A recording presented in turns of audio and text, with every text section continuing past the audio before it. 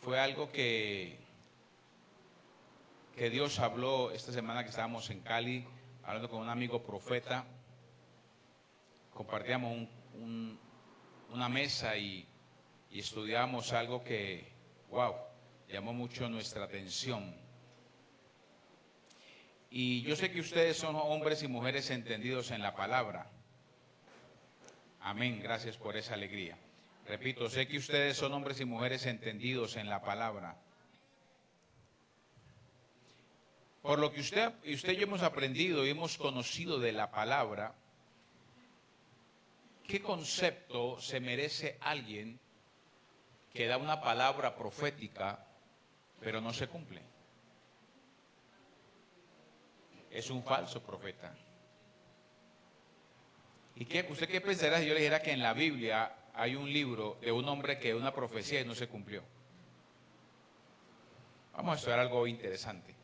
Tiene que ver con ese título, claridad profética. Porque con lo profético se ha hecho mucho daño. Porque hay mucha gente con el deseo de que le llamen profeta. Y no vamos a entrar en debates en cuanto al llamado, porque yo he aprendido que yo ahí no me meto. Si alguien dice que Dios lo llamó a ser profeta, apóstol, pastor, maestro, yo no peleo con eso.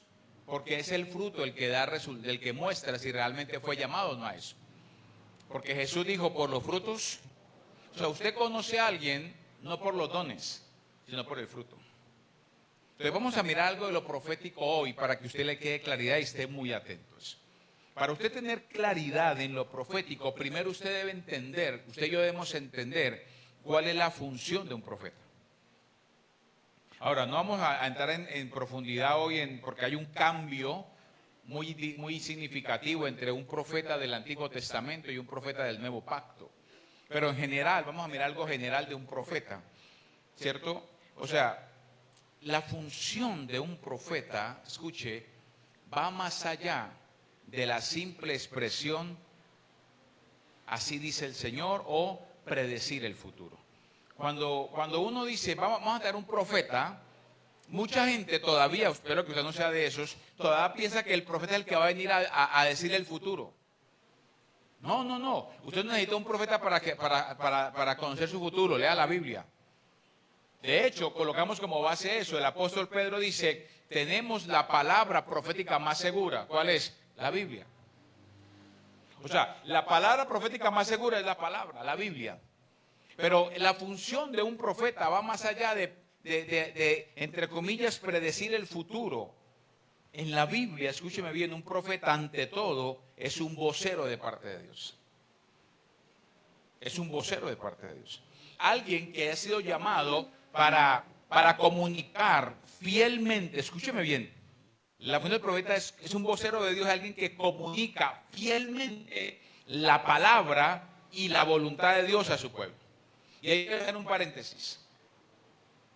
Transmitir fiel. ¿Qué es fielmente? ¿Qué es transmitir la palabra fielmente? Es transmitirla de acuerdo a lo que Dios dijo y no lo que el hombre se imagina. Fielmente tiene que ver qué te dijo Dios y como te dijo Dios tienes que hablarlo. Así muchos se ofendan. Porque la verdad es que cuando un profeta habla, un profeta genuino, cuando habla, a veces ofende. Porque nos incomoda. Porque Dios, nadie más que Dios para conocerlo a usted y conocerme a mí. Pero a veces uno cuando viene un profeta dice, ay, ¿qué me irá a decir? Que voy para las naciones. No, pues con un ticket que vaya para donde quiera. Tiene un profeta para eso. Pero a veces estamos esperando que alguien nos venga como con la bolita mágica y la parte mística para decirnos el futuro. No. O sea, eso es lo que hace un profeta, comunicar fielmente la palabra y la voluntad de Dios. Ahora, cuando usted estudia lo profético, no lo vamos a estudiar todo hoy, hay varias características de un profeta, pero vamos a enfocarnos en una especial hoy. Una de las funciones del profeta es el llamado al arrepentimiento. La pregunta que yo le hago a usted hoy, ¿conoce profetas hoy así? Que te llamen al arrepentimiento. O sea, en otra palabra, es el que cuando tú vas por un camino, el profeta se te para y dice, hey, por ahí no es por acá. Es que yo me quiero ir por allá, no es por acá. Cuando usted lee de todo el Antiguo Testamento, ve palabras que Dios le hablaba, por ejemplo, a través de Jeremías, cuando decía, volveos a las sendas antiguas. O sea, no significa volver a esa ley, a esa religiosidad, no, es volver por el camino correcto. Salomón decía, hay caminos que al hombre le parecen derecho, pero su final es camino de muerte. Ahora, cuando una persona, los que somos papás, padres y mamás, cuando un hijo, usted ve que un hijo va a tomar un camino que no es, ¿usted qué dice? Que haga lo que quiera. Usted se para y lo estorba. Por eso Dios juzgó a Elí, porque Elí, cuando los hijos estaban desviándose, Elí no los estorbó. El profeta, el hombre de Dios, se para y estorba el pecado. Te hace un llamamiento al arrepentimiento. Lastimosamente, lo digo con mucho respeto, hoy en día pocos profetas hablan de esto. Hoy en día, el momento profético de hoy es un momento más de un don de ciencia que es genuino y te dicen lo que va a pasar. O sea, la pregunta es, cuando alguien llega a una actividad profética y ese alguien, su vida es un desorden, su vida moral, su vida familiar es un desorden, pero viene un profeta de estos y le dice el número de la cédula. O sea, le adivina el número de la cédula. La gente dice, ¿y cómo sabe eso? Sí, quedaste impactado, pero ¿fue transformada tu vida? Pero si el profeta se para y le dice a alguien, así te dice el Señor, cambia tu manera de vivir, cambia esto. La gente le incomoda y no quiere escuchar eso. Por eso cuando uno escucha o asiste o conoce actividades proféticas, la gente corre en pos de que alguien le adivine el futuro. Usted no necesita un profeta de esos. Necesita arrepentirse de su pecado para que su camino sea agradable al Señor. Entonces, una de las funciones del profeta es llamar al arrepentimiento.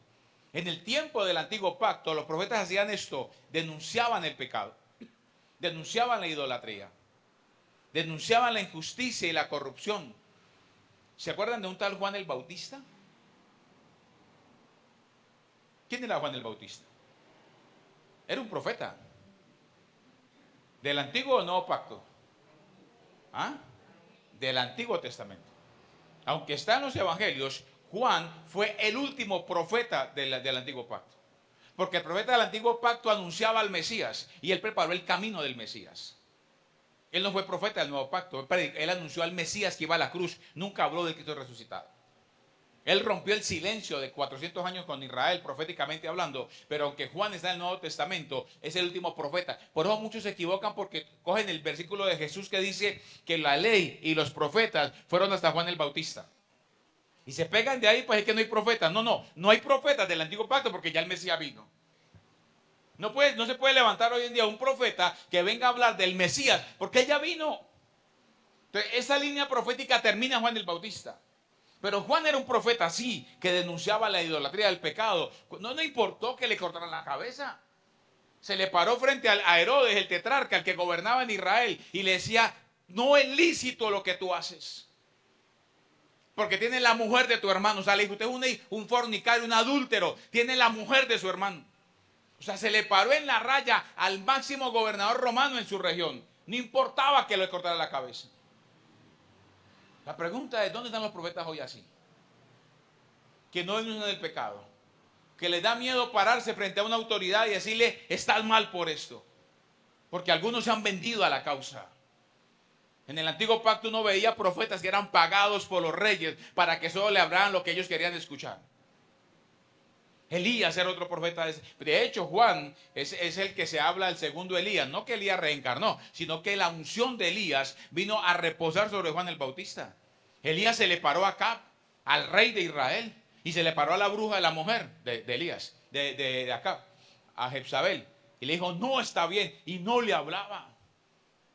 O sea, eran hombres que se paraban frente a las autoridades. Ahora, hoy en día, lastimosamente, le digo con respeto, pocos profetas de esos. La mayoría de los profetas de hoy en día solamente vienen a decirte que vienen para ti nuevos cambios, que vienen avance, que vienen carros nuevos, casas nuevas, viajes. Y eso es bacano, eso es rico. Pero venga, ¿y si mi vida no está siendo cambiada? Si yo tengo una vida de desorden, y ahora, lo otro es que muchos les da miedo no venir a una campaña profética porque, uy, va y si me delata públicamente. No, no, Dios nunca te va a avergonzar públicamente. La única manera en que Dios te puede exponer públicamente es cuando en privado te ha hablado y tú no has querido cambiar. Entonces, los profetas denunciaban la idolatría, el pecado, la injusticia, pero también llamaban al pueblo a volver a Dios. Elías, ¿se acuerda cuando hizo el altar y enfrentó a los profetas de Baal? ¿Cuál fue la oración de Elías? Recuérdeme. Él le dijo a Dios, respóndeme, Jehová, respóndeme, para que este pueblo crea que tú me enviaste y que tú vuelves a ellos el corazón. Eso es un profeta. Hizo un sacrificio, cayó fuego del cielo, pero eso no es lo importante. Lo importante no fue que cayera fuego del cielo, lo importante no eran las señales ni los prodigios, lo importante fue que el pueblo se volvió a Dios. Y eso es lo más importante de un ministerio profético, apostólico, pastoral. En lo que funcionemos nosotros, podemos ser apóstoles, profetas, pastores, maestros, evangelistas. No importa y gloria a Dios porque hayan señales, y amén por eso. Pero lo que más importa para el reino y para el Señor es cuando la gente no queda impactada con los dones, sino que lleva a la gente a arrepentirse y a cambiar de su comportamiento. Porque hoy en día hay muchos que están impactando. Mire, yo soy claro, no estoy en contra de eso. Yo creo en la importancia de los dones. Qué lindo cuando hay dones de milagros. Gloria a Dios por eso. Cuando la gente es sanada. Qué lindo cuando hay dones proféticos. Amén por eso. Gloria a Dios por eso. Pero la pregunta es, ¿qué efecto está produciendo en la gente eso? ¿Está produciendo emociones o arrepentimiento? Si el efecto de la palabra, si el efecto de los dones no es arrepentimiento para volver a tener intimidad con Dios, pues la gente queda fascinada. Hechos capítulo 4, nomás vamos de referencia. El apóstol Pedro es traído y Juan, después de haber hecho el milagro, acuérdense del templo de la hermosa, que llegaron a un hombre que era cojo de nacimiento y estaba esperando a recibir algo. Y Pedro dice, mírame, no tengo ni oro ni plata, pero lo que tengo te doy en nombre de Jesús, levántate. Y el hombre se levanta caminando. Y la gente quedó impactada por ese milagro. Y Pedro y Juan fueron llevados ante el concilio, ante los religiosos, y Pedro, lleno del Espíritu, y Juan viene a hablar con tal denuedo que la Biblia dice que la gente se maravillaba. Míreme, la gente se maravillaba al oír el denuedo con el que predicaba Pedro.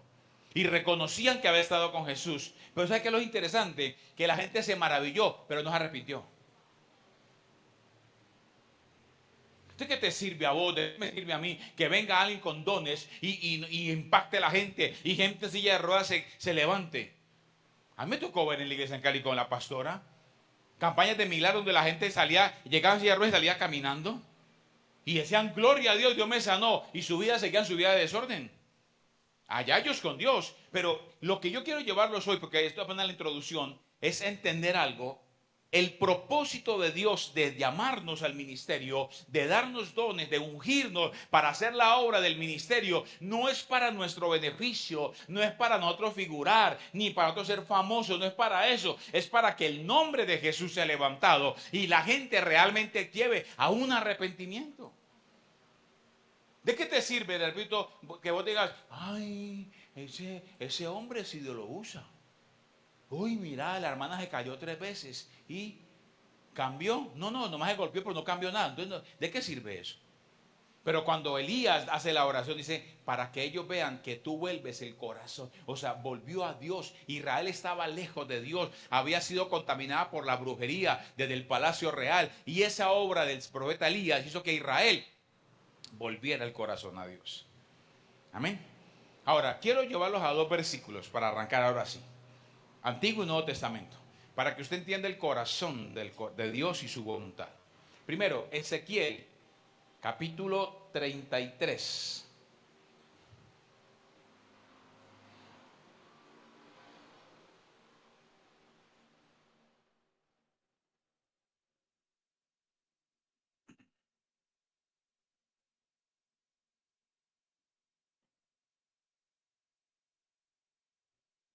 versículo 11.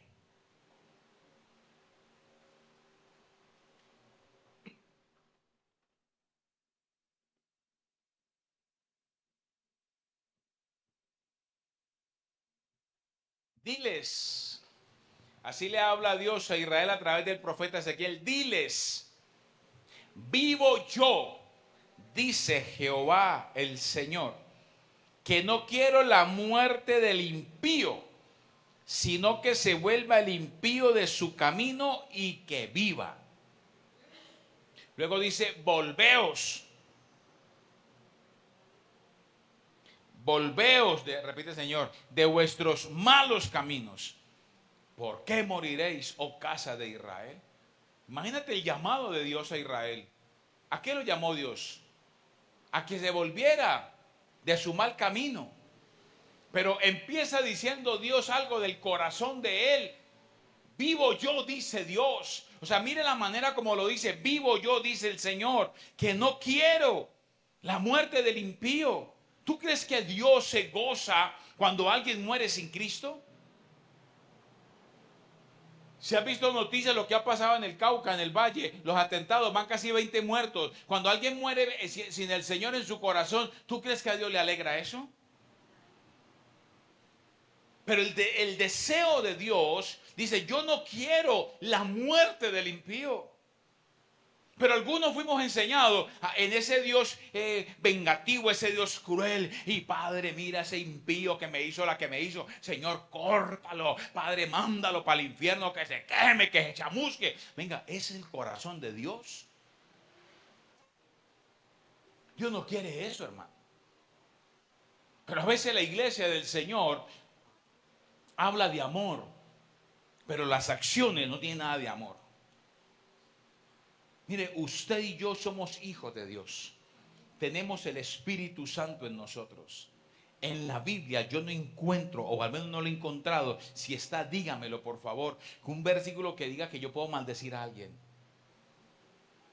Si no lo hizo Jesús.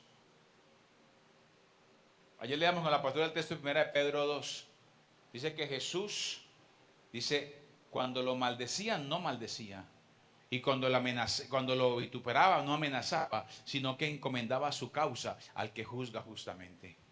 Jesús en la cruz, ¿sabes qué palabra dijo? Padre, perdónalos, porque no saben lo que hacen. Cuando Jesús dijo, yo creo que si Jesús fuera como nosotros en la iglesia de hoy en día, o como los fariseos, cuando estaba en el pretorio, y estaba la multitud de gente, y entre toda esa multitud de gente a la que Jesús había sanado, había libertado, había dado de comer. Y si hubiera sido otro, Jesús miraba a doña Pepita. Ay, esta es mucha faltona, hermano. Después de que le di de comer, después de que le sané el hijo, ahora dice, crucifíqueme. Espérate que vas a llegar un día ante mi trono y ahí me voy a desquitar de vos. ¿Vos crees que Jesús es así? Entonces, ¿por qué somos nosotros así a veces? ¿Por qué hablamos de un Dios de amor, pero nuestras acciones son diferentes? Murmuramos de otro, maldecimos a otro. Porque maldecir es hablar mal. Cuando usted habla mal de alguien, usted lo está maldiciendo. Cuando usted habla de su hermano, usted dice, no, es que ese Johnny es más picado que muele gamín. Usted lo está maldiciendo porque está hablando mal de él. Porque maldecir es hablar mal. Cuando usted dice algo en contra de alguien, así tenga la razón, usted lo está maldiciendo. Y la Biblia no te llama a maldecir, sino a bendecir. O sea, hable bien. Es que no hay nada bueno que hablar. Algo, al menos tiene el Espíritu. Señor, es un hijo tuyo. Habla bien de él. Ahora, dice, mire la palabra, vivo yo. Es que esta expresión es bestial. Vivo yo, dice el Señor, que no quiero la muerte del impío. Ahora, eso es el antiguo pacto. Miremos el Nuevo Testamento. 1 Timoteo 2:4. Para que entienda por qué está la base de lo que vamos a trabajar hoy. Todavía no he empezado ni siquiera a arrancar el mensaje. Apenas estoy en la introducción. Quiero colocar una base doctrinal para que usted entienda lo que vamos a hablar hoy, porque lo que vamos a hablar es muy fuerte, a veces está complejo de entender. Le pido al Señor que coloque las palabras correctas, que usted lo entienda, que no malinterprete, sino que entienda lo que queremos enseñar hoy. Pero para entenderlo, 1 Timoteo 2:1. 2:4, perdón. 1 Timoteo 2:4.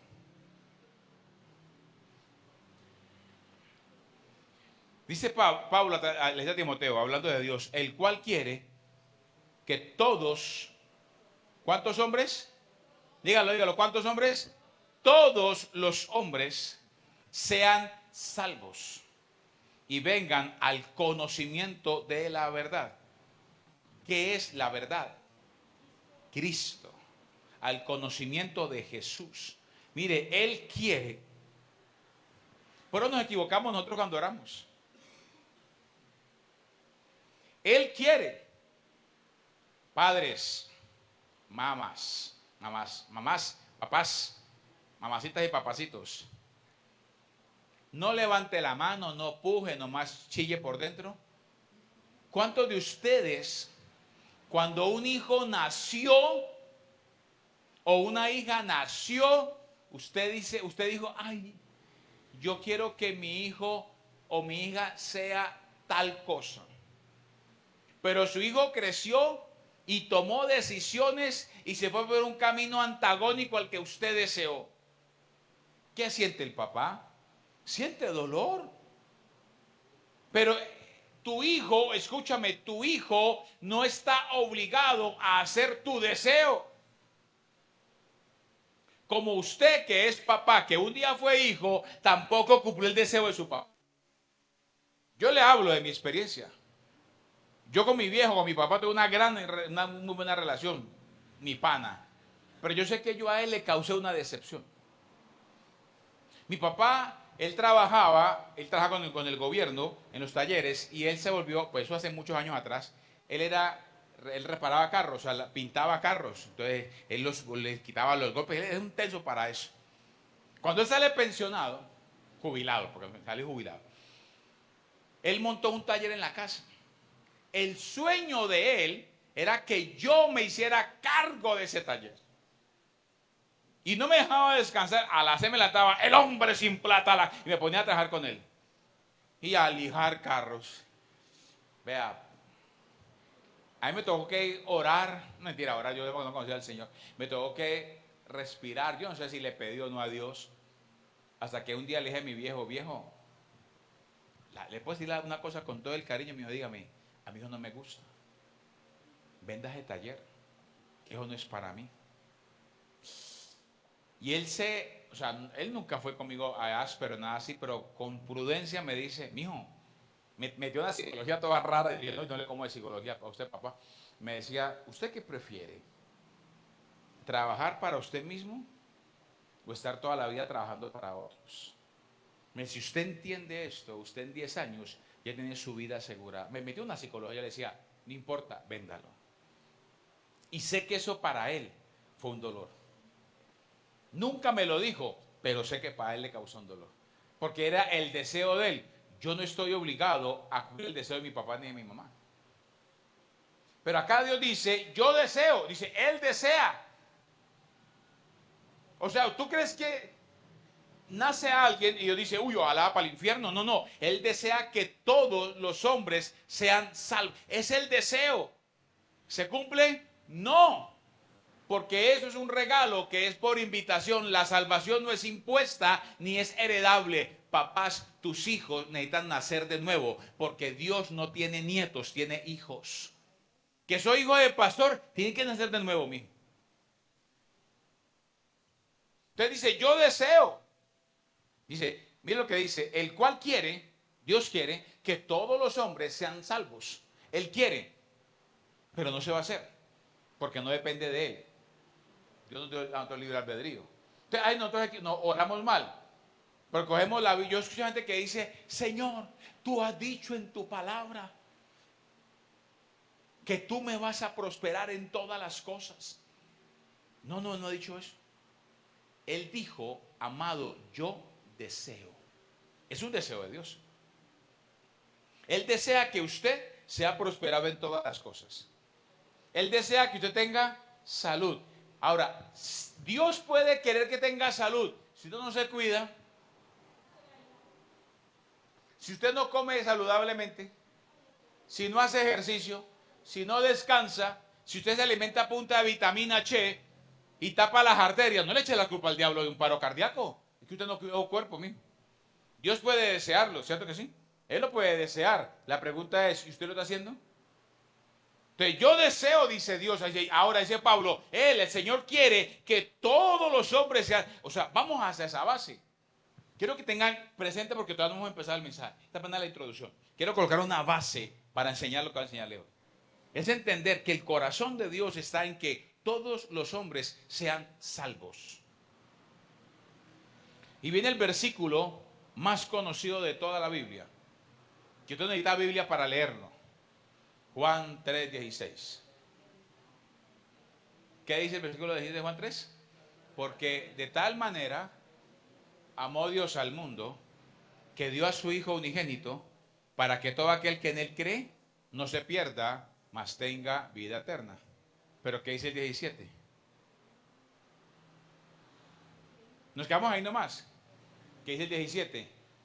Porque no envió Dios a su Hijo al mundo para condenar al mundo, sino para que el mundo fuera salvo por medio de él. O sea, Jesús no vino a traer condenación. ¿Por qué Jesús no vino a condenar al mundo? Ya estaba perdido, estaba condenado ya. Cuando pecaron en el huerto de Edén, el mundo quedó bajo maldición, bajo pecado. O sea, ya el mundo estaba condenado, estaba separado de él. Pablo lo dice así: por cuanto todos pecaron y están destituidos de la gloria de Dios. El mundo estaba apartado de Dios. Jesús no vino a traer condenación, vino a traer ¿qué? Salvación. Ahora, si entendiéramos esto, no andaríamos por el mundo maldiciendo a la gente o mandando al infierno a la gente. Y hay cristianos y algunos líderes que son perversos porque esperan que a ti te pase algo para decir, yo sabía que le iba a pasar. Es más, estaba orando para que Dios tratara con usted. Venga, ¿eso es un hombre de Dios? O sea, a mí no me puso para maldecir a nadie. Hay gente que me ha hecho cosas que a mí me han dolido. Claro que sí. Pero yo no, que de mi boca, yo le pido a Dios, Señor, no permitas, como dice Pablo, que ninguna palabra corrompida salga de nuestra boca. Entonces, sobre esta base, vamos a arrancar el mensaje. ¿Cuál es la base que hemos tocado hoy? ¿Qué quiere Dios? Que todos los hombres sean salvos. ¿Vale? Ese es el deseo de Dios. Y hablamos que una de las actividades proféticas es llevar a la gente al arrepentimiento y a un cambio de actitud. Listo, ahora sí arranquemos. Con base a esta doctrina, esta base de doctrina que hemos tocado hoy, vamos a estudiar el tema, algo que es un poco complejo. Le repito, cuando yo lo escuché y hablé con un pastor amigo, compartíamos de eso, él hablaba y yo compartía y mi cabeza empezó a rebobinar cantidad de cosas. Porque le repito, entendimos por la palabra que cuando un profeta da una palabra y no se cumpla, el tal es falso profeta. ¿Dónde dice la Biblia eso? Deuteronomio, capítulo 18, versículos 21 al 22.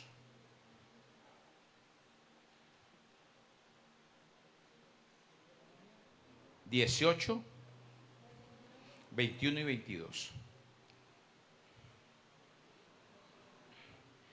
Dice, y si dijeres en tu corazón, ¿cómo conoceremos la palabra que Jehová no ha hablado?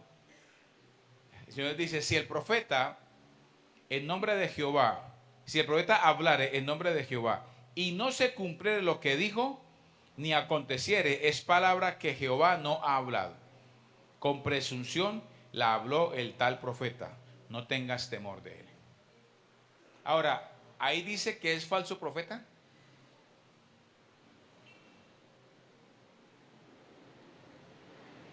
Vamos a meter en líos con ustedes hoy. Y sé que esto va a estar en vivo y sé que de pronto mucha gente no va a entender y baila por ellos. Un falso profeta no es el que da una palabra y no se cumple. El que no, escúcheme bien, un falso profeta no es el que da una palabra de parte de Dios y no se cumple. No es falso profeta. Es un profeta que da una palabra que no es verdad, pero es profeta. Un falso profeta es aquel que lleva a la gente a adorar ídolos o a cualquier cosa diferente de Dios. Los falsos profetas que denunciaba a Dios, por ejemplo, los profetas de Baal, eran profetas de Baal. Porque es que cuando la Biblia, entienda esto, cuando Pablo dice en Efesios que el Señor le dio dones a los hombres, habla de los 5 dones, apóstoles, o sea, hay profetas, hay hombres y mujeres con un don profético, pero llevándolo hacia las tinieblas. O sea, en otras palabras, un brujo es alguien con un don profético, solo que lo enfoca hacia el mal y lleva a la gente a alejarse de Dios. Eso es un falso profeta. Pero cuando alguien da una palabra y dice en su emoción, es que así dice el Señor y no se cumple, lo que dice la Biblia es, no tenga temor de él, tranquilo, él no habló de parte mía, pero es un profeta. Esto es un tema complejo, que amerita más profundidad, luego lo haremos. Entonces, ahora sí, vamos a trabajar hoy un libro, el libro del profeta Jonás. Tenga su Biblia abierta en el libro de Jonás. Porque después de esta introducción, esta base que hemos enseñado hasta ahora, vamos a tocar algo del profeta Jonás. Pregunto, ¿Jonás era un profeta verdadero? Pues hay un libro a nombre de él. Claro. No vamos a hablar todo el libro porque nos iríamos hasta las 5 de la tarde hoy. Y no tengo todo el día. ¿O cuántos quedan aquí hasta las 2 de la tarde? Se queda usted, yo me voy a las 12:30, mijo. Así de sencillo. ¿Sí me entiende? Libro de Jonás. Entonces arranca el libro de Jonás. Capítulo 1. Pero antes de eso, vamos a dos punticos del libro de Jonás. Primero, ¿cuál es el tema central del libro de Jonás? El tema central del libro de Jonás, escúcheme bien, es la absoluta soberanía de Dios, tanto en lo natural como en lo espiritual. Cuando usted lee el capítulo 2, versículo 9, teniendo el versículo 9, Jonás dice, la salvación es de Dios. Por eso, iglesia, con mucho respeto le digo, usted y yo no sabemos, ni podemos, ni debemos decir, cuando alguien muere, ay, y se salvó. Yo no sé. Solo Dios lo sabe. Porque de él es la salvación. Porque cuando yo leo la Biblia, yo veo que hay mucha gente que son usadas por Dios que se van a condenar. Mateo 7, 21 al 23. En aquel día muchos me dirán, Señor, en tu nombre profetizamos. El Señor les va a decir, nunca los conocí, apartados de mí, hacedores de maldad. Pero eran hombres con dones proféticos de milagros y de liberación. Pero hay gente que usted de pronto, acuerde el Robin Hood de la Biblia. Porque hay un Robin Hood en la Biblia, ¿sabe usted eso? Había un Robin Hood en la Biblia. ¿Quién era Robin Hood? ¿Ah? ¿Pero qué era Robin Hood? Era un ladrón, nomás no lo maquilla, era un ladrón. Que es que le daba a los pobres, era un ladrón. Así de sencillo. Con la buena intención, pero era ladrón. Entonces yo robo, pero le doy a los pobres. Entonces es un ladrón. Y si lo coge la policía, lo juzgan por ladrón, no por buena gente. ¿Sí ve? Pero en la Biblia hay un Robin Hood. Hay un ladrón bueno. No sé dónde aparece eso. No, el ladrón bueno de la cruz. ¿Cuál ladrón bueno? ¿Sabes? Como dices que tengo una envidia santa. Ojo, no existe mío, envidia. No hay ninguna envidia santa. Envidia es envidia. O de la carne. Orgullosamente, no. Pero entonces hay un ladrón en la cruz. Y en la cruz, ¿quién está al lado de él? El Señor. Y el ladrón le dice, Señor, acuérdate de mí cuando vengas en tu reino.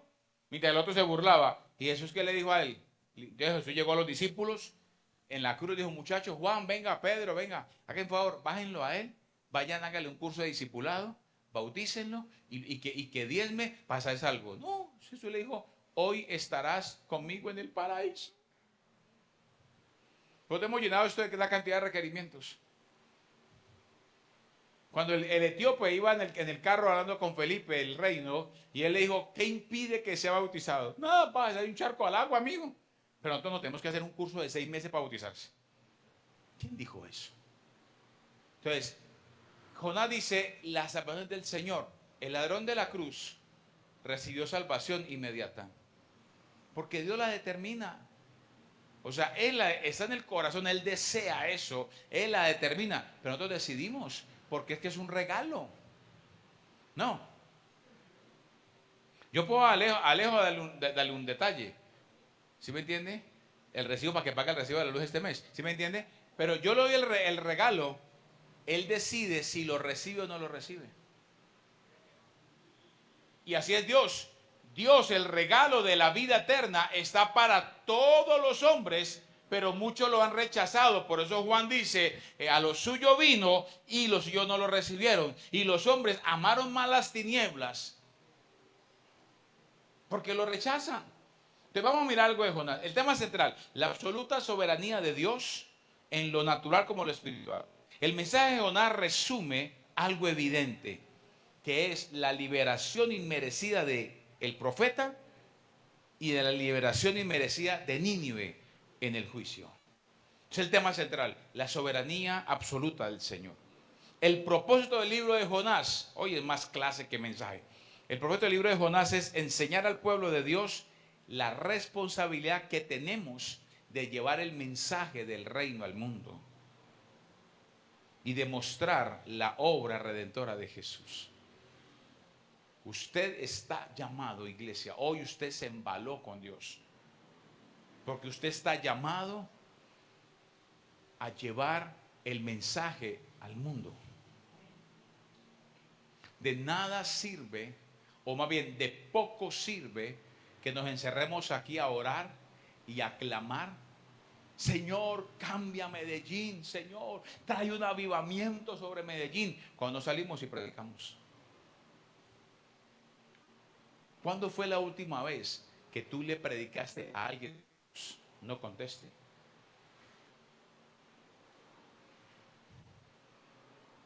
¿Cuántas veces hemos hecho como Jonás? Entonces vamos a mirar varios aspectos de Jonás. Primero, capítulo 1, versículo 2. Leamos 1 y 1, 2. Vino palabra de Jehová a Jonás, hijo de Amitai, diciendo: levántate y ve a Nínive, aquella gran ciudad, y pregona contra ella, porque ha subido su maldad delante de mí. Capítulo 1, versículo 2 habla del llamado y la comisión que recibió Jonás de parte de Dios. O sea, no dice más, sino que hijo de quién. De hecho, solamente aparece en la Biblia una o dos profecías de Jonás. Entonces Dios le dice a Jonás: levántate y ve a dónde. ¿Qué era Nínive? Era la capital de un pueblo, una ciudad donde la gente era perversa, una ciudad cruel. Dicen, cuando uno estudia algo de arqueología, dicen que los ninivitas eran crueles. Ellos cobraban a los presos, colocaban así en la avenida unas guaduas y amarrarlos y los prendían vivos. O sea, eran crueles. Ahora, era una ciudad perversa, una ciudad infame, cruel. Pero Dios mandó al profeta allá. Pero nosotros hoy en día queremos ir: ay, pastor, que Dios me mande en misiones a San Andrés y la Punta Cana. Ah, muy rico. Mire, nosotros lo vivimos con la pastora. Cuando la iglesia que estamos en Cali hace casi 30 años, empezó proyectos de misiones. Se abrió la posibilidad de una iglesia en Miami. Y cuando el pastor anunció el trabajo, la apertura en Miami y quería hacer una reunión para esa actividad, se llenó la iglesia. Más de uno pensó que era que le iban a dar la visa. Entonces, para plantar la iglesia en Miami, 1,500, 2,000 personas. Gloria a Dios. ¿Cuántos fueron? Ni uno. Pero cuando se habló de abrir una obra en Pasto, pues, ¿cuántos fueron? Fueron 10, no fueron 12. Porque somos cómodos. Pero Dios envió al profeta a una ciudad peligrosa. Ahora, ¿qué hace el profeta? Amén. Gloria a Dios, Señor, a donde tú me mandes yo iré. No. Jonás se revela, y aquí le voy a decir algo con mucho respeto. Usted ya sabe que cuando un pastor va a regañar, usa una expresión: en el amor del Señor. Te le voy a decir aquí a usted: en el amor del Señor. Pero aquí hay mucho Jonás que no está yendo a donde Dios lo ha mandado. que no está haciendo lo que Dios le ha mandado, sino que se ha ido para donde ha querido usted. Cierro paréntesis, ya, se acabó el regaño. Jonás compró un tiquete y agarró un barco que iba ¿para dónde? Para España, al otro lado. Le tengo noticias. Es más, me voy a apoyar aquí para decirlo despacito. Le tengo noticias. Usted así lo intente, usted no podrá huir de la asignación que Dios le ha dado. Usted sí o sí va a ir al lugar que Dios lo asignó. Usted y yo sí o sí vamos a hacer lo que Él nos llamó a hacer. Sí o sí. La clave está en que usted decide ir en un barco o Dios prepara un pez para que se lo trague. Usted decide cómo va. O usted va por inspiración o va por trituración. Pero de que va, va. No podrá subir. Por eso David entendía y decía, ¿a dónde huiré de tu espíritu? Si subiera a la montaña más alta, allá estás tú. Si entre el Seol, o sea, no hay más. ¿Cómo jugamos con Dios escondite? Si Él es omnipresente. Entonces Jonás agarra un barco y se va para la otra parte. Pero me gusta el versículo 17. Entonces se levanta una tormenta en el barco. Ahora Jonás era un artista. O sea, yo no sé si Jonás era experto en navegación, porque la Biblia no habla cuál era su fuerte. Pero se necesita o conocer mucho, o no sé cómo definirlo, pero alguien en un barco, en medio de una tormenta, durmiendo. Solo Jonás y Jesús lo hicieron. ¿Usted alguna vez se ha montado en una lancha, en un barco, y el mar está medio picado? ¿Se siente que ese barco hace así? Pregunto, ¿usted puede dormir ahí? Papi, usted se arrepiente de todos sus pecados habidos y por haber. Pero Jonás estaba fundido, roncando. Al punto que el capitán le dice, ¡ay, dormilón! Digo, levántate. Claro, los marineros, los navegantes de esa barca eran hombres impíos, paganos, tenían sus dioses y cada uno empezó a clamar. Ahora Jonás conocía a Dios. Cuando se levanta, ¿qué pasó? No, mira cómo está el mar y cada uno clama a su Dios. Y Jonás dice, no clamen más. ¿Por qué? No, es que mi Dios me está buscando. O sea, sí lo conocía, ¿no? Y me voy a esconder acá atrás para decirle esto. Aquí hay más de uno a que el Señor está buscando. Y no sea que tengan que levantar un mar para encontrarlo. Digo, el Señor me está buscando. Entonces clama, no hay necesidad de clamar. Jonás sabía que esa tormenta era porque él iba en sentido contrario. Dijo, él pudo haber dicho, venga, cojamos hacia Tarsis. Y hubiera calmado todo. Él solo dijo, tíreme en el mar. ¿Cómo así? Sí, tíreme. Entonces la gente decía, como digan a ese Dios suyo todo bravo porque lo está buscando. Lo tiramos al mar, pues nos acaba en pedazos. No, tíreme, tranquilo. Tíreme.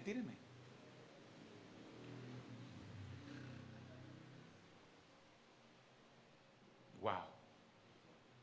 Que no le pase lo del cuento. Que haya un concurso de natación para discapacitados. Entonces, primero se lanzó uno que le faltaba un brazo. Ya llegó al otro lado. Oh, bravo. Luego otro, sigo yo. Sin los dos brazos. Allá llegó. Luego se tiró uno con una sola pierna. Allá llegó. Y había uno solo sin brazos y sin pies. Era, tíreme. No, que te ahogas, que me tiren. Y lo tiraron y pum, se empezó a ahogar. Si no le pasa es que me dio un calambre en la oreja. No, o sea, Jonás empezó a decirle a ellos, tíreme. Y cuando lo tiraron, el mar se calmó. Pero mira lo que dice el versículo 17 de capítulo 1. Pero Jehová tenía preparado, no una ballena, no era una ballena, porque está comprobado que ningún hombre, por pequeño que sea, cabe por la garganta, o sea, la tráquea de la ballena, muy pequeña, porque de hecho la ballena no come ni siquiera peces grandes, comen son crustáceos. Un tiburón, una ballena, una orca sí, pero una ballena no come. cosas grandes. La ballena, por inmensa que es, come puro plancton y peces pequeños. Porque su tráquea es muy angosta. No cabe un hombre por ahí. Pero yo estoy seguro que ese pez, Dios lo preparó solo para esa misión. Y se tragó a Jonás. Dice, pero Jehová tenía preparado un gran pez que tragase a Jonás. Y estuvo Jonás en el vientre del pez, ¿cuántos días? ¿Sabe que eso es profético? Tiene que ver con la muerte de Jesús. ¿Cuánto tiempo estuvo Jesús en la tumba? 3 días y 3 noches. Ese man quiso huir de la asignación que Dios le dio, pero tuvo que enfrentar consecuencias. Y muchos de ustedes y yo hemos enfrentado situaciones, no por el diablo, es porque han sido consecuencias de malas decisiones o consecuencias de desobediencia a lo que Dios nos ha mandado a hacer. Hay puertas que han cerrado, no por Dios ni por el diablo, es porque usted desobedeció a Dios.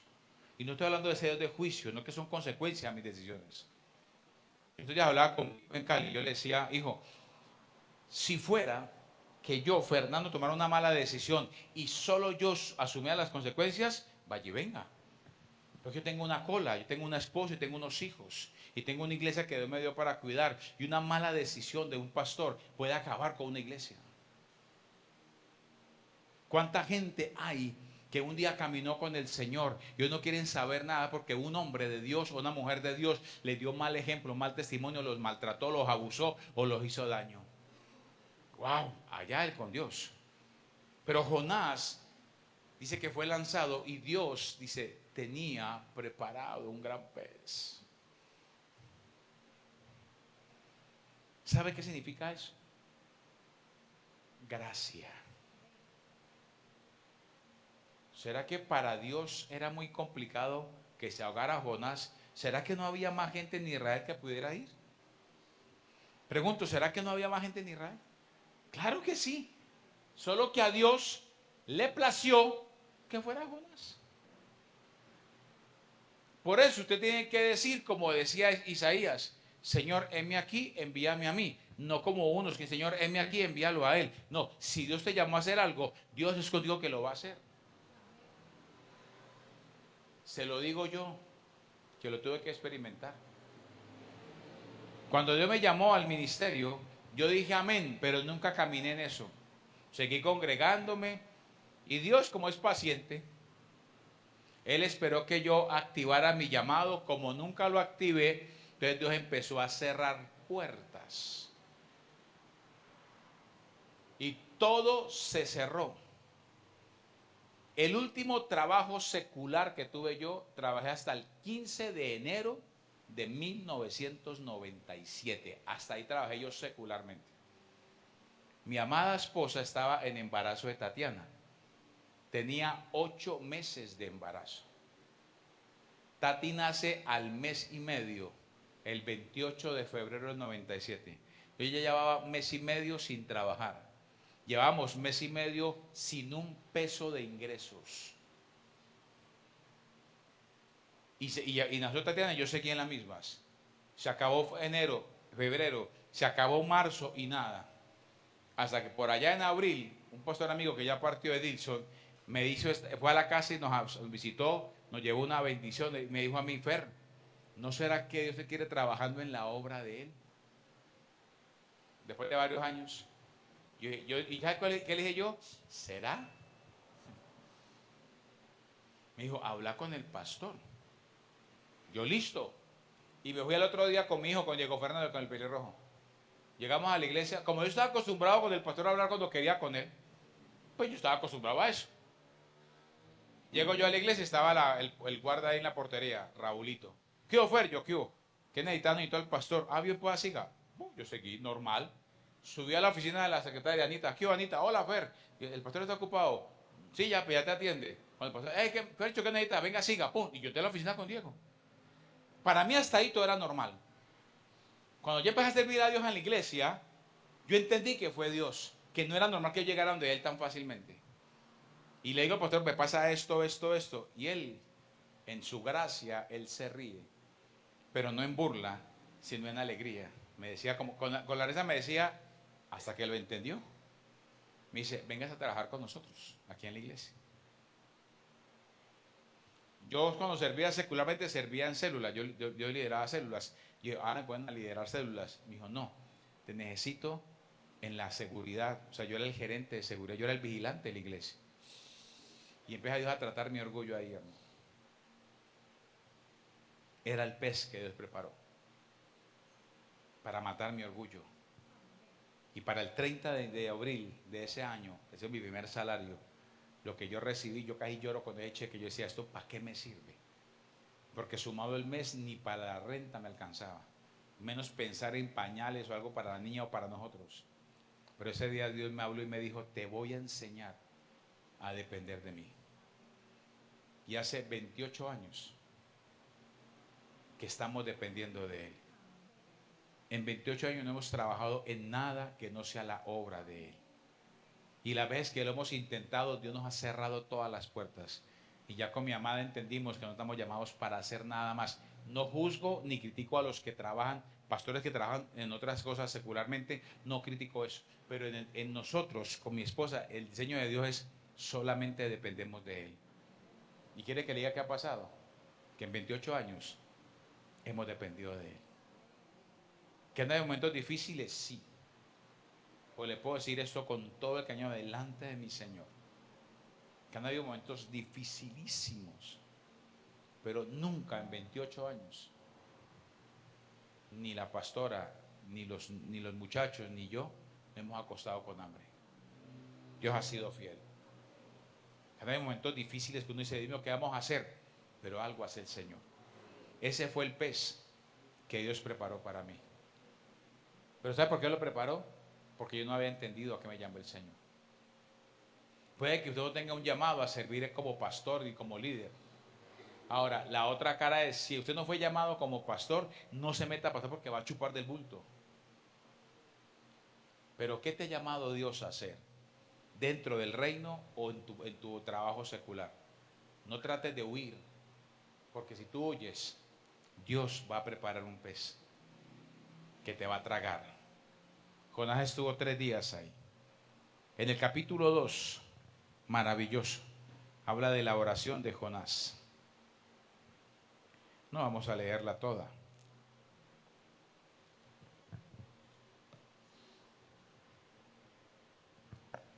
Pero la oración de Jonás es una oración de arrepentimiento.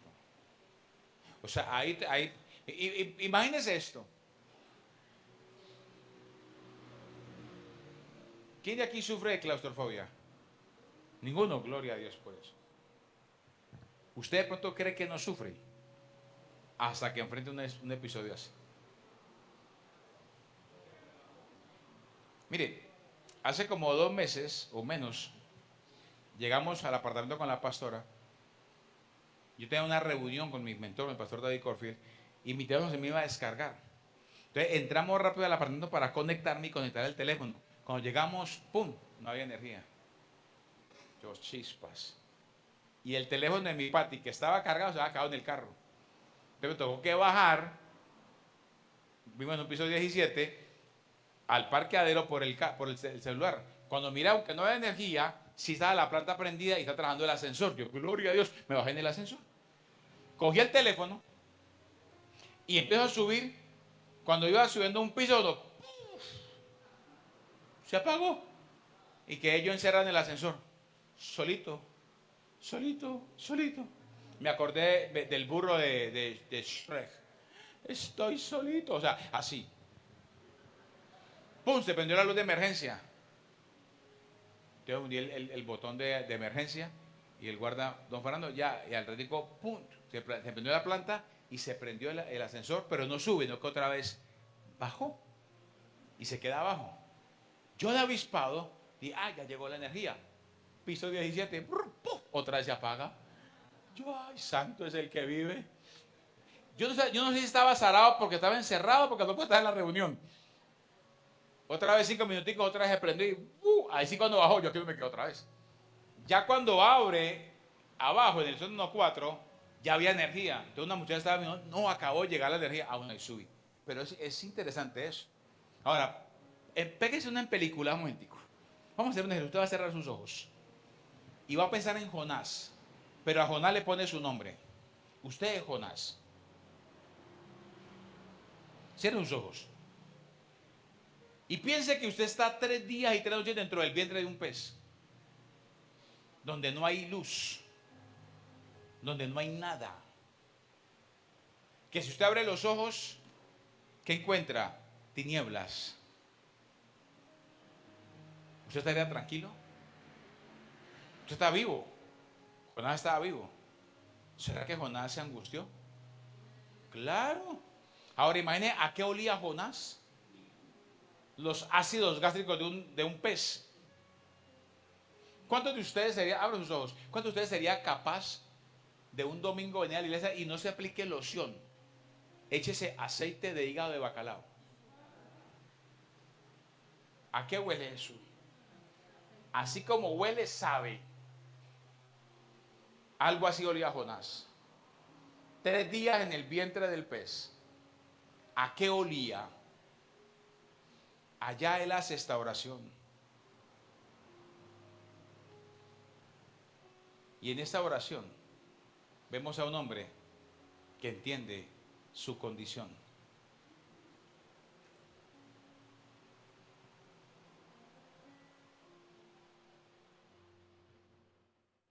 Y termina con el versículo 9 del capítulo 2, para que vea una oración genuina. Mas yo con voz de alabanza te ofreceré sacrificio. Cualquiera se arrepiente, mijo. Mas yo con voz de alabanza te ofreceré sacrificios. Pagaré lo que prometí. O sea, cumpliré lo que he prometido. La salvación es de Jehová. Pero mire ¿qué dice el versículo 10? ¿Qué dice el versículo 10? Léalo. Y mandó Jehová al pez. O sea, ese pez no tenía GPS. Ese pez solo respondía a la voz del Señor. Y el Señor mandó al pez. ¿A dónde cree que lo mandó? A Nínive. ¿Y qué hizo el pez? ¡Blah!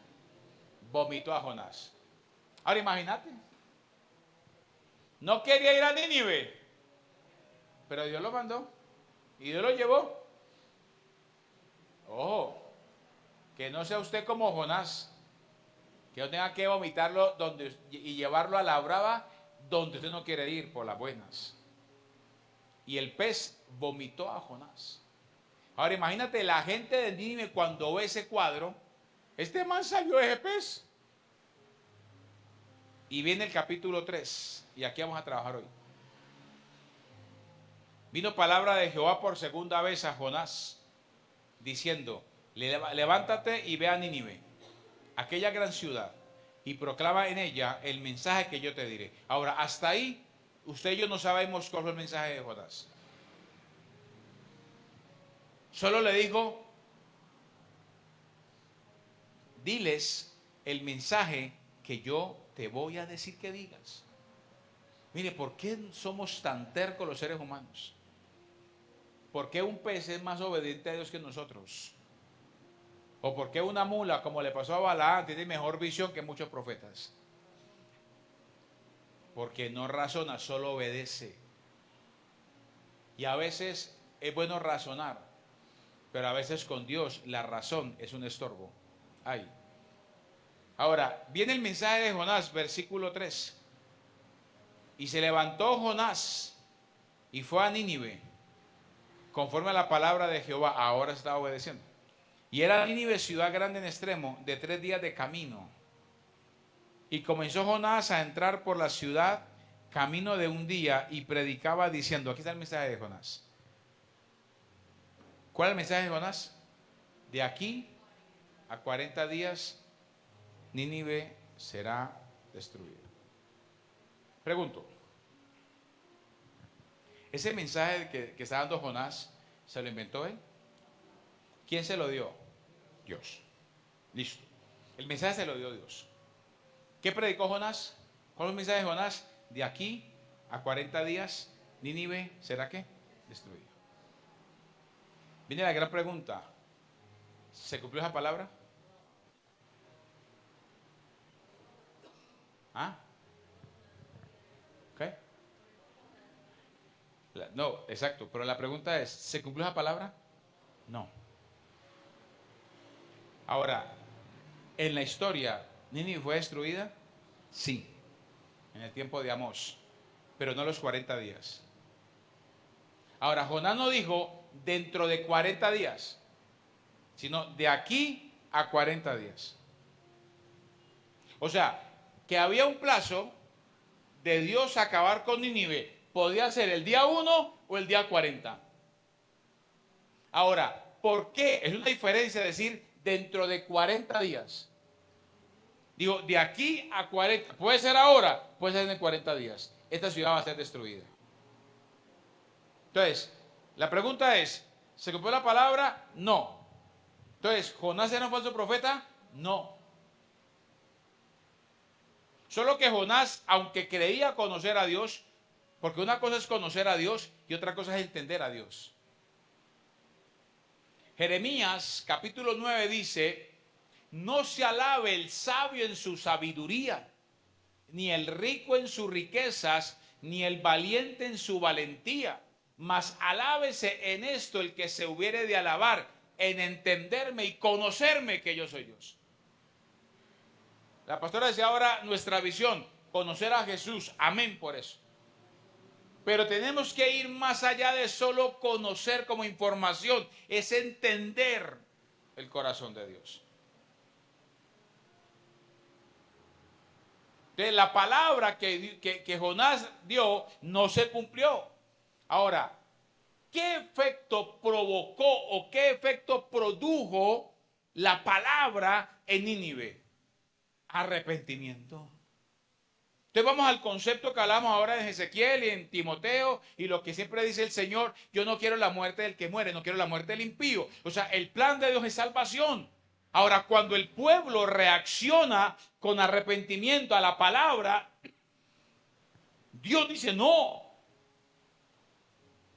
Por eso, capítulo 3, versículo 4, viene la palabra, no será destruida.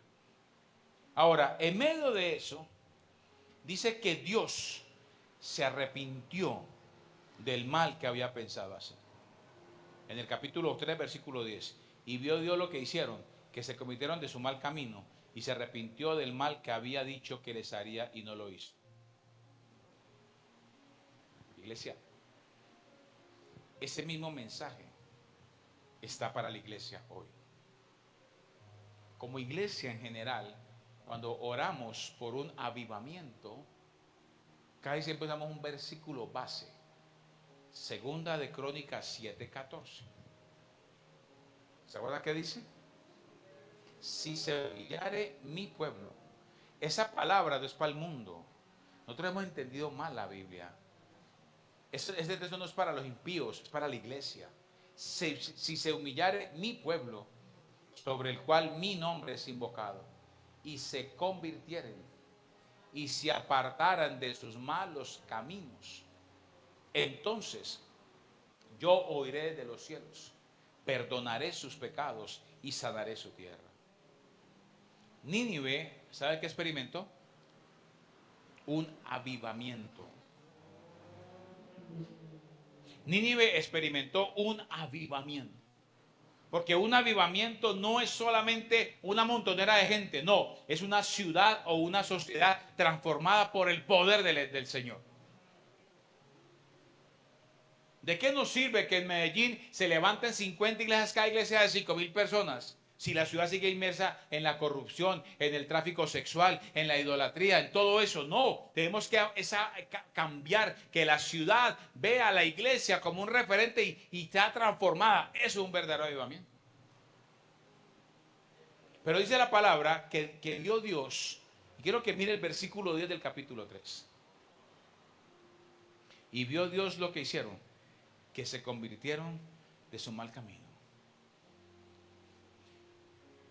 No estoy aquí para juzgarlo a usted. Dios me guarde de eso. Pero es probable que usted o algunos de ustedes hoy tengan que convertirse de su mal camino. Es probable que hoy Dios lo haya traído a usted hoy. O el que esté conectado por redes, que esté viendo esto y Dios le está diciendo, hey, hoy es el día de que tomes la decisión de convertirte de tu mal camino.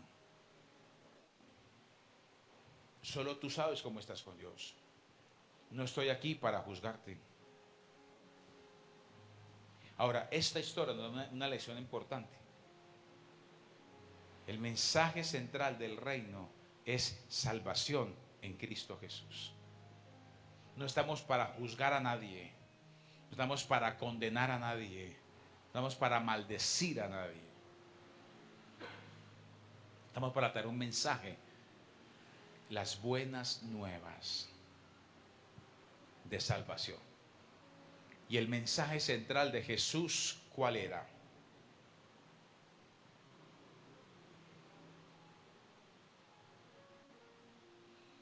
Jesús andaba por la calle diciendo, vienen días de prosperidad. Jesús predicaba eso.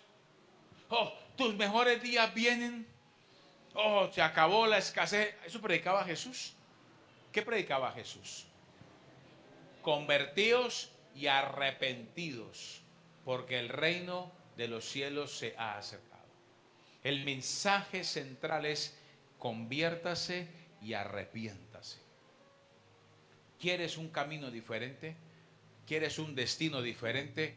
Hoy Dios te dice, conviértase y arrepiéntase. Usted más que nadie sabe de qué tiene que arrepentir. ¿Qué son las cosas que usted hace o ha hecho en secreto que cree que nadie lo ha visto y puede que humanamente nadie lo vea, pero el Padre sí te está viendo? ¿Qué es lo que has pensado en tu cabeza que nadie te ha visto? ¿Qué es lo que miras en tus redes sociales que nadie te ha visto? Cuidado, porque el Señor está hoy en medio de nosotros y el Señor lo que Él quiere es un cambio en su vida. No estoy aquí para decirle, vienen tus mejores años, no. Vengo a decirte, el Señor quiere cambiar tu destino. No importa que lleves 1, 10 o 30 años en el Señor, si tu caminar no es el correcto, hoy arrepiéntete, porque el Señor quiere hacer un cambio en ese camino. Y cuando el Señor cambie ese camino, va a cambiar el destino.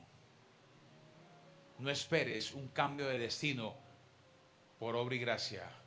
No esperes que venga alguien y sea ungido y me eche aceite y yo me roque para cambio. No, es cambiar de mentalidad. Arrepentimiento. Yo no sé, y hoy quiero orar porque es lo que sentía esta madrugada orando por eso. Yo no sé qué palabra han declarado sobre usted. No sé qué palabra han soltado sobre su vida. Posiblemente acá haya gente que a alguien un día le soltó una palabra de juicio y de maldición. Pero hoy vamos a cambiar eso. Porque aquí está el Señor, así como el Señor había pensado. Porque el mensaje de Jonás se lo dio fue Dios. Pero dice que él cuando vio lo que hicieron, que se convirtió de sus malos caminos, Dios, el arrepentimiento de Nínive trajo arrepentimiento en el corazón de Dios. Él se arrepintió del mal que había pensado hacer. El mal que tú puedes estar viviendo no viene de Dios, porque Dios es bueno. Pero posiblemente alguien te dijo algo. Posiblemente alguien te soltó una palabra. En un momento de rabia alguien te dijo, no sirves, eres muy bruto, eres un estorbo, lo que sea. Hoy está aquí el Señor para cambiar eso. Aprendíamos en estos días, en un taller que hicimos virtual sobre batalla espiritual, la mejor herramienta del diablo es la mentira, porque él es el padre de mentira. Y la mentira siempre se revierte con la verdad de Dios. ¿Qué te han dicho? ¿Y qué te dice Dios en su palabra? Y lo que sentimos para nosotros y para la casa es eso. Cuando alguien te ha soltado una palabra de estancamiento, que no vas a crecer, que no vas a avanzar, que no vas a prosperar, que no lo vas a lograr, hoy está aquí el Señor para romper con eso. Pero ¿sabes qué espera de ti? Arrepentimiento. Tú sabes de qué tienes que arrepentirte hoy. Ni el Señor y menos este servidor estamos aquí para juzgarte. para señalarte o para condenarte. Usted, cada uno de ustedes de manera individual, sabe de qué le estoy hablando. Cada uno de ustedes sabe de qué tiene que arrepentirse. De aquellas cosas que usted ha hecho en secreto. De aquellas cosas que usted ha seguido dilatando. De aquella asignación que no ha querido cumplir. De aquella decisión que no ha querido tomar. Y entienda eso, o usted la toma, o Dios lo va a llevar a que la tome. Y si para eso te tiene que sacudir, Dios lo va a hacer en amor y en gracia. No es un mensaje común, no es un mensaje que vende, pero que cambia destinos. Nínive no sabía lo que le esperaba. Nínive no sabía lo que le esperaba. Pero ante una palabra, y esto es lo más doloroso, muchachos, que a veces hay gente afuera que son más fáciles de reaccionar a una palabra que muchos cristianos. Hay gente a la que Dios le ha venido a hable y hable y hable y no ha querido entender. Entonces, cuando no quiere entender, Dios va a preparar algo. O sea, no es un mensaje ni de juicio, no, Dios me guarde de eso. Pero yo entiendo que Dios, en amor, va a permitir o propiciar en tu vida cosas para llevarte a que tú digas, Señor, hoy entiendo lo que tú quieres que yo haga. Yo tuve que vivirlo. Yo tuve que vivirlo. Y para mí fue muy duro. Porque fueron meses, donde nosotros simplemente sobrevivíamos cada día por la gracia y el favor de Dios. Usted no sabe lo que es la pastora y yo por varios años. Llegaba un mes de diciembre y no teníamos, literalmente no teníamos para los hijos darle un par de medias. No había. Yo lo digo con toda libertad hoy porque fue una anécdota en nuestra vida. La pastora y yo pasamos varios meses donde ni para ella ni para mí había ni para una ropa interior. Si habían 3 piezas, era quite, lave, cuelgue y ponga, no había más. Pero yo bendigo a Dios por esta mujer, que nunca me recriminó nada, que nunca me exigió nada. Siempre ha sido una mujer virtuosa que ha estado a mi lado. Pero entendimos que era un proceso. Pero hoy podemos decirle, Dios es fiel. Y como padre y como pastor, mi deseo es que usted no pase por eso. Los padres enfrentamos por ahí para que los hijos no pasen por ahí. Yo no creo, es mi posición. Yo no creo en esa paternidad que le diga a los hijos, como yo tuve que comer arroz sin sal, también usted, no. Para Dios me llevó por un camino para abrir brecha, para que los que vienen detrás de mí no pasen por ahí. Lo que yo siento, mi iglesia amada, es que el Señor está hoy para cambiar un destino de alguien. Aquí hay alguien al que el Señor va a cambiar su destino. Y no hablo del cielo, hablo aquí en la tierra. No me meto en el tema porque tengo claro la salvación, tengo claro que es un regalo, para mí que no se me va a perder, tengo claro eso. Pero el destino aquí en la tierra, donde Dios te quiere llevar. Podemos espiritualizar, decir, hay una tierra prometida que Dios te quiere dar, una tierra que fluye leche y miel. Yo quiero creer que hoy va a haber un cambio de destino en tu vida. De que el destino que tú traías y creías que nunca ibas a cambiar, hoy lo vas a cambiar en el nombre de Jesús. Conocimos un pastor amigo en Cali, que cuando dijo una cosa yo decía, wow, impresionante. Un día él decía, mi abuelo fue pobre, mi papá fue pobre, y yo sé que yo toda la vida voy a ser pobre. Pero así predicaba. Y no le vengo a hablar de la super prosperidad, no. Le vengo a hablar de un Dios que suple y un Dios que provee. Un Dios que puede cancelar tus deudas. Dios lo puede hacer. Pero Él espera de ti un arrepentimiento. Dios no te va a cancelar deudas para que tú te endeudes otra vez. Dios no te va a sanar de algo para que tú no cuides tu cuerpo. Entonces la pregunta que yo le hago a usted hoy es, ¿de qué tenés que arrepentirte hoy? Cada uno de nosotros, sin excepción, tenemos hoy algo de que arrepentirnos. Porque tu arrepentimiento va a traer un cambio de destino en ti y en los que te escuchan. Si tu carga son tus hijos, descansa en Dios, porque ellos son del Señor. Porque está escrito, herencia de Jehová son los hijos. No son nuestros, es una herencia del Señor. Lo tengo pegado, mami. Es una herencia del Señor. Entonces no es carga a los hijos. Las generaciones no son cargas. ¿Qué te oprime hoy? ¿Qué te aflige hoy? ¿Cuál es el pez en el que te encuentras hoy? Él te va a llevar y te va a vomitar en el lugar de tu destino, de tu propósito. Hoy siento decirle a alguien, no sigas huyendo del propósito de Dios para tu vida. No sigas huyendo de eso. No sigas eludiendo tu responsabilidad. No sigas evadiendo lo que Dios te dijo. No sigas procrastinando lo que Dios te ha dicho. Esa palabra, ¿no? Procrastinar. O sea, posponer, para que me entienda. No sigas posponiendo lo que Dios te ha dicho. No sigas diciendo, ay, mañana lo hago. No, la otra semana, no. Hoy toma una decisión. Porque el Señor está hoy aquí para cambiar destinos en tu vida. Tú no estás obligado a cargar con la maldición de tus padres. Toda maldición que venía a tus padres de enfermedad, de muerte, de separación, de soledad, hoy se va a romper en el nombre de Jesús. Porque hay un arrepentimiento en nosotros. Usted tiene que humillarse delante del Señor. Si usted lee la Biblia en el libro de Jonás, el pueblo se arrepintió. Y cuando el rey en el palacio escuchó lo que venía, él dio un decreto que todo el pueblo, incluidos los niños y los animales, tenían que estar en ayuno. Es imposible, iglesia, que cuando Dios vea a alguien en ese punto de humillación, es imposible que Dios no actúe, hermano.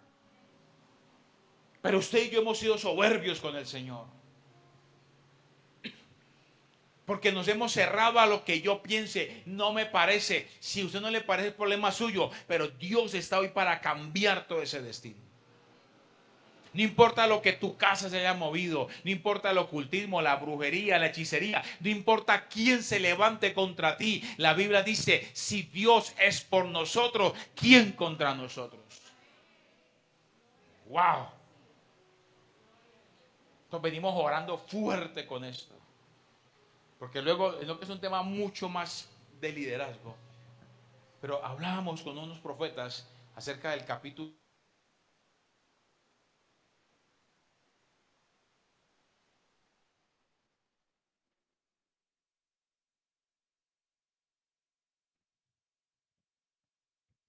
Gracias. Y el capítulo 8 de Ezequiel hay 4 pecados que hacía el sacerdocio de Israel. Habían dado la espalda al altar. Estaban fascinados por las cosas del mundo. Una parte que habla ahí de oraciones hechiceras. Hay gente que está orando en contra tuya. Y algunos hasta son, dice, cristianos. Y algunos que son hasta líderes y pastores que oran en contra tuya para que te seques, para que no avances, para que no crezcas, para que no te multipliques, para que no prosperes. Pero hoy se va a romper eso en el nombre de Jesús. ¿Pero qué tienes que hacer tú hoy? Arrepentirse. Deja de estar jugando a ser cristiano. Deja de jugar a la iglesia y conviértase de verdad. Conversión no es decir, el Señor te recibo como mi Salvador, no es conversión. Es un primer paso. Conversión significa un cambio de mentalidad y un cambio de actitud. Eso es conversión. Metanoia. Cambio de mentalidad, cambio de pensamiento, cambio de actitud. Lo otro es el remordimiento. Ay, Señor, perdóname, me siento mal. Y salimos de acá, aquí por lo mismo. Se llama remordimiento. A Dios no le importa que usted tenga remordimiento. Dios quiere que usted tenga arrepentimiento. Que diga, Señor, hasta hoy con esto. Yo lo que voy a decir, Señor, me cansé con M de esta vida que estoy viviendo. No quiero más esto. Me cansé de estar pagando esto. Si usted de pronto ha sido víctima de esos gota a gota, Señor, me cansé de esto. Acabo de cumplir mis 60 años. Y a mis 60 años, hoy, le doy toda gloria a Dios que al día de hoy no tomo un solo medicamento. Soy un privilegiado, soy un agradecido con Dios. No tomo nada. Pero uno encuentra gente esclava de medicamentos, esclava de la depresión, sale de una para meterse a la otra. Esa no es la vida que Dios quiere. Nínive estaba destinada a la destrucción. Porque a Nínive le pasó lo que le pasó a Nabucodonosor. Cuando él se llena de orgullo, Daniel le dice, hey, pilas, porque hay arrogancia en tu corazón. Y el hombre entiende la palabra y por un año caminó bien. Un año, Nabucodonosor. Y al año se le despertó el gigante llamado orgullo. Y se pasea por el palacio y decía, ¿no es esta la gran Babilonia que yo edifiqué para mi gloria? Y dijo eso y el padre habla y dice, el reino te ha sido quitado. Y por 7 años perdió la razón y quedó como un indigente comiendo hierba. 7 años. Ese era una bestia, no como una bestia, era una bestia. Se bañaba con el rocío, no con rocío, no con el rocío. Aclaramos, no con el rocío, no con el rocío. Pero él me dice, hasta que reconocí que el Señor reina en la tierra y en el cielo. ¡Wow! Nínive aquí se arrepiente. Pero pasaron los años otra vez en su pecado. Y ya en el tiempo de Amós sí vino juicio y fue Nínive destruida. Pues la palabra de él fue de aquí a 40 días. No pasó porque ese pueblo se arrepintió. Vengo a decir en el nombre de Jesús. Y te lo voy a hablar de manera profética. Todo lo que te han dicho tiene fecha de caducidad. No importa qué te han dicho. Hay uno mayor aquí que cualquier otro. Y es el Espíritu de Dios que nos habita. Así que hoy yo necesito que usted tome una actitud de humillación delante del Señor. Y se pueda de verdad. No espere que le diga que orar. Usted sabe de qué le estoy hablando yo. Señor, perdóname. Usted le puede decir, Señor, perdóname. Cierre sus ojos. Si se quiere arrodillar, arrodille. Si se quiere parar, pare como usted sienta. Pero Él quiere que usted desnude hoy su corazón. Él quiere que usted rinda su corazón a Él. Es una mañana de rompimiento para su vida. Vamos a operar en autoridad profética y apostólica en este lugar. Tome ahí en su lugar 1 minuto, 2 minutos para que usted hable solo con el Señor. Y se ponga a cuentas con Él.